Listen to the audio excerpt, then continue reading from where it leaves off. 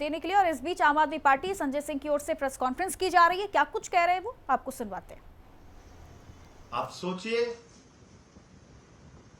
2 साल से जांच कर रही है सीबीआई, देश की प्राइम इन्वेस्टिगेटिंग एजेंसी, देश की सबसे तेज तर्रार कहे जाने वाली एजेंसियां सीबीआई और ईडी पिछले 2 साल से दिल्ली के तथाकथित शराब घोटाले की जांच कर रहे हैं। और 2 साल से वही कहानियां, वही बातें दोहराई जा रही हैं। उन बातों का कोई सबूत नहीं, कोई प्रमाण नहीं। 2 साल लग गई, आपकी जांच पूरी नहीं हो रही। 50,000 पन्ने की चार्जशीट आप दाखिल कर चुके हैं। 464 गवाह आपने बना दिए। पता नहीं कितने कागजात आपने छिपा के रखे हैं। कह दिया ये अनरिलाइड अपॉन डॉक्यूमेंट है। जो सबूत, जो कागजात चिल्ला चिल्ला के कहते हैं कि अरविंद केजरीवाल निर्दोष है, मनीष सिसोदिया निर्दोष है, जो चिल्ला चिल्ला के जो कागजात कहते हैं, उन कागजातों को, उन बयानों को आपने कहा ये अनरिलाइड डॉक्यूमेंट है, इसको छिपा के रखो। ये आपकी जांच है। और ये सब कुछ सीबीआई गिरफ्तार करने कब पहुंचती है, ये आप लोगों को और देश के लोगों को सोचना बहुत जरूरी है। कैसे काम कर रही है देश की मोदी सरकार, कैसे काम कर रही है केंद्र सरकार की सीबीआई और ईडी।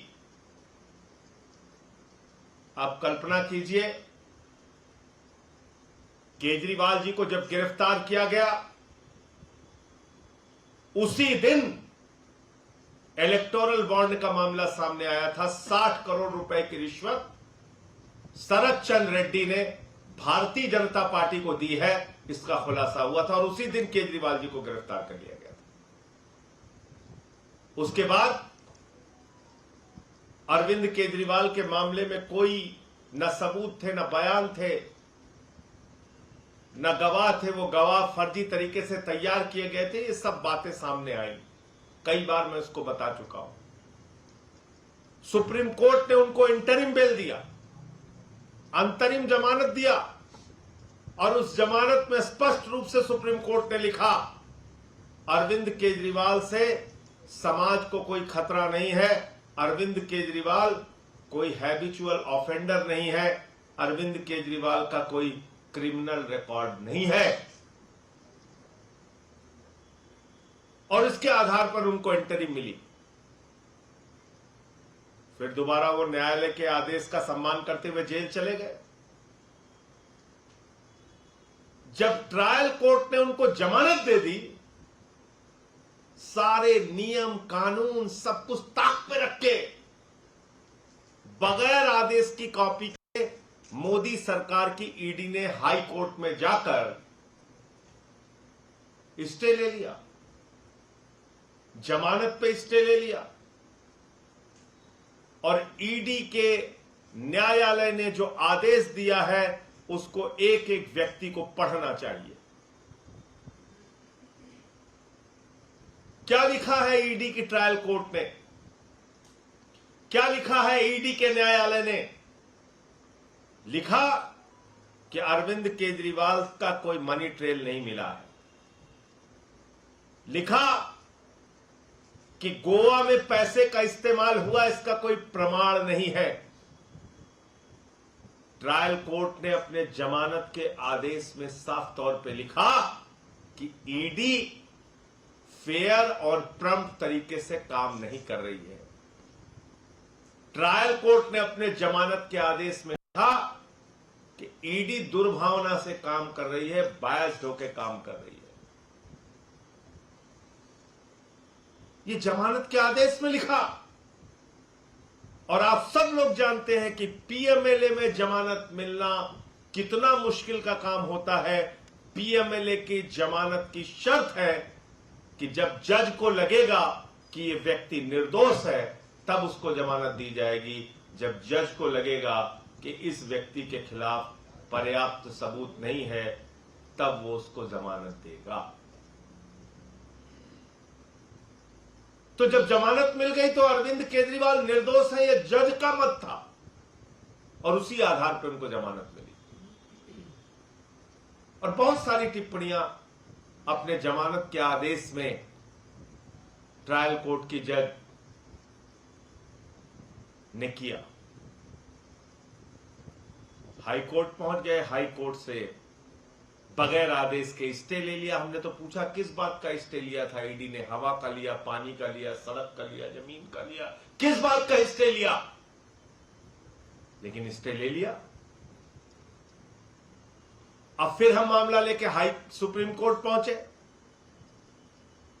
सुप्रीम कोर्ट से जब अरविंद केजरीवाल को जमानत के आदेश पर रोक जो लगी थी, वो रोक हटने की पूरी संभावना थी, अरविंद केजरीवाल के बाहर आने की संभावना थी, उस समय सीबीआई जागती है। कौन सी सीबीआई?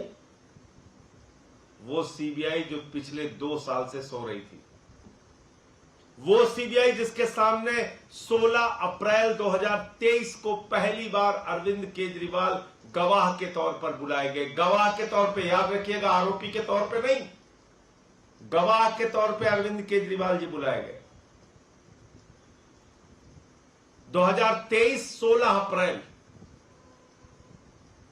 तो भाई अगर अरविंद केजरीवाल आरोपी थे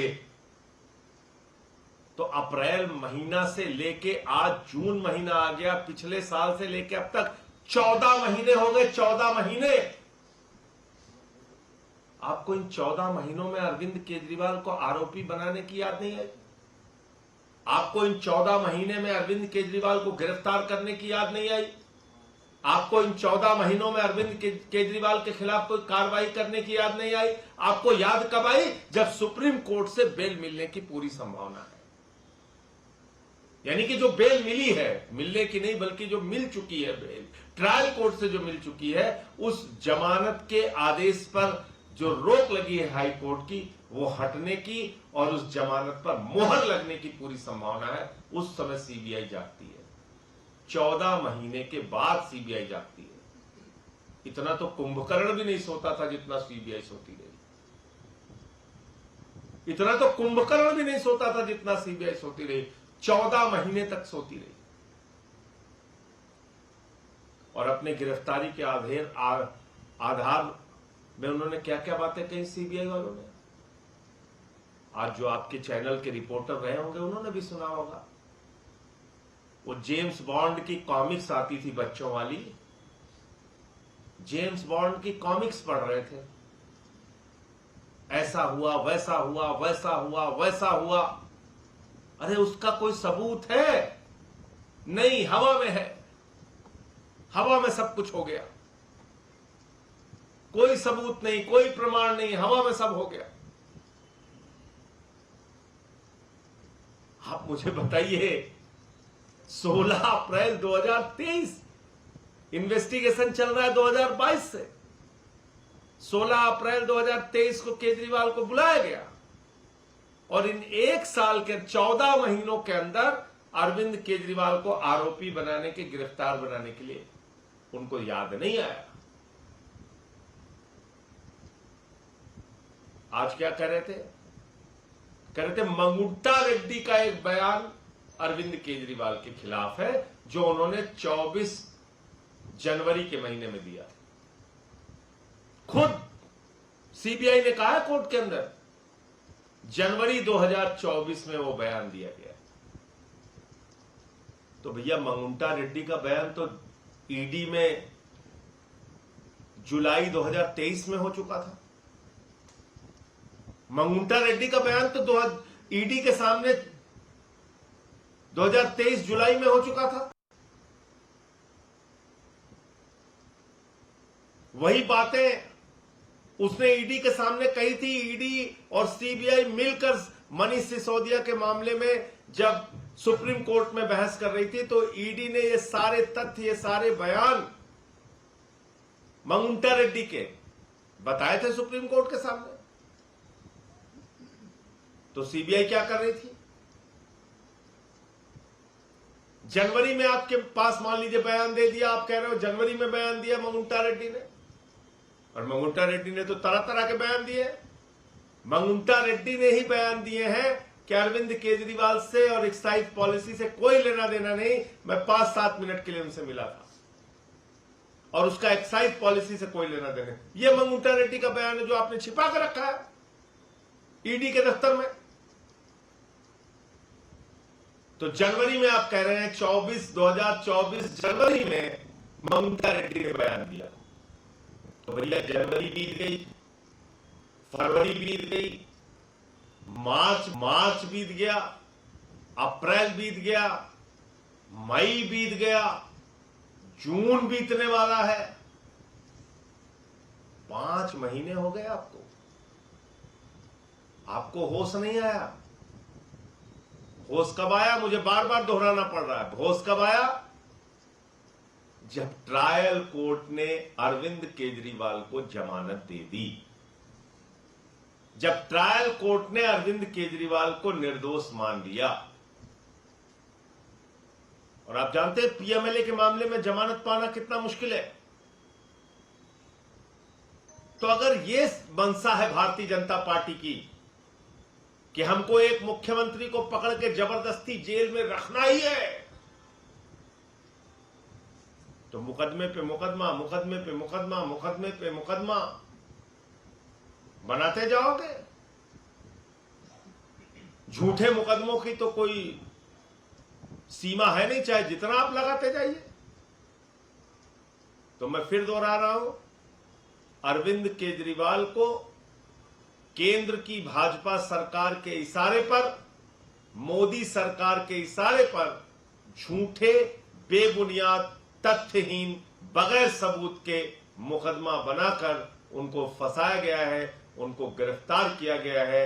मैं इंडिया गठबंधन के तमाम दलों से बातचीत करके इस मामले को देश के सर्वोच्च सदन में उठाने का पूरा प्रयास करूंगा और संसद के अंदर जो अरविंद केजरीवाल जी की अवैध तरीके से, गलत तरीके से गिरफ्तारी हुई है और ईडी ने जो नियमों के विरुद्ध जाके बगैर आदेश की कॉपी के जाके स्टे ले लिया है, ये सारा विषय भी मैं इंडिया गठबंधन के दलों से कहूंगा कि वो निश्चित रूप से देश के सर्वोच्च सदन में इस मामले को उठाएं। आपका कोई प्रश्न हो आप पूछ सकते।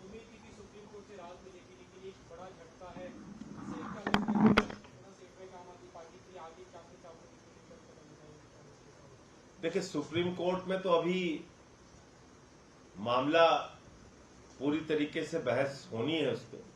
तो सुप्रीम कोर्ट से किस मामले में आप कह रहे हैं झटका? सुप्रीम कोर्ट में अभी ये जो बदमाशी है, जो कुछ भी किया है, वो सीबीआई ने किया है। अब सुप्रीम कोर्ट में तो इस पूरे मामले पर पूरी बहस होनी है, पूरी बात आनी है और उसके बाद सुप्रीम कोर्ट का निर्णय आएगा। अभी केजरीवाल जी के मामले में सुप्रीम कोर्ट का निर्णय आया नहीं है। ये समर्थन मांगने की आप कल से कवायद शुरू करेंगे? निश्चित रूप से। और आज आपने देखा होगा कि समाजवादी पार्टी के राष्ट्रीय अध्यक्ष अखिलेश यादव जी ने अरविंद केजरीवाल जी के पक्ष में खुलकर बोला है, अपनी बात कही है और उन्होंने कहा है कि सबसे ज्यादा दुर्भावना से, सबसे ज्यादा द्वेष की भावना से, बदले की भावना से, नफरत की भावना से अगर बीजेपी की सरकार काम कर रही है तो अरविंद केजरीवाल के खिलाफ कर रही है। ये साफ तौर पे उन्होंने बोला है और उन्होंने आश्वस्त किया है कि वो इस लड़ाई में हमारा साथ देंगे। और बाकी जो दल हैं उनसे भी बातचीत हो रही है और सीपीएम के लोग, सीपीआई के लोग, उद्धव ठाकरे जी से भी मेरी बातचीत हुई, जो पूरा मामला है इसको लेकर। और निश्चित रूप से कांग्रेस के भी नेताओं से मैं बात करूंगा सबसे, इस पे एक मत करके सबको, और ये मामला निश्चित रूप से संसद के अंदर उठाया जाएगा। एकदम गलत है, जांच एजेंसियों का खुला दुरुपयोग है जो साफ तौर पे दिख रहा है।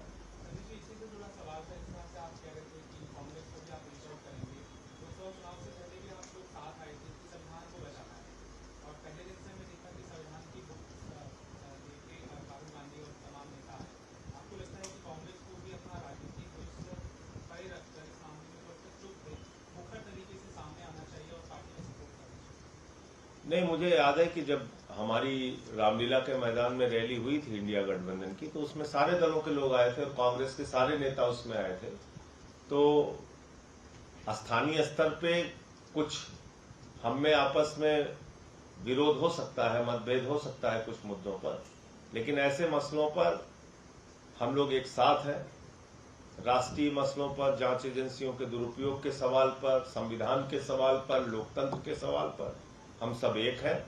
और अभी आपने देखा होगा कि कांग्रेस पार्टी ने जब अपना स्पीकर के लिए कैंडिडेट खड़ा किया तो हमने उनका समर्थन किया। हमने कहा कि हम उनके साथ हैं। हमारे जो 3 सांसद लोकसभा के हैं, कल जो हमारे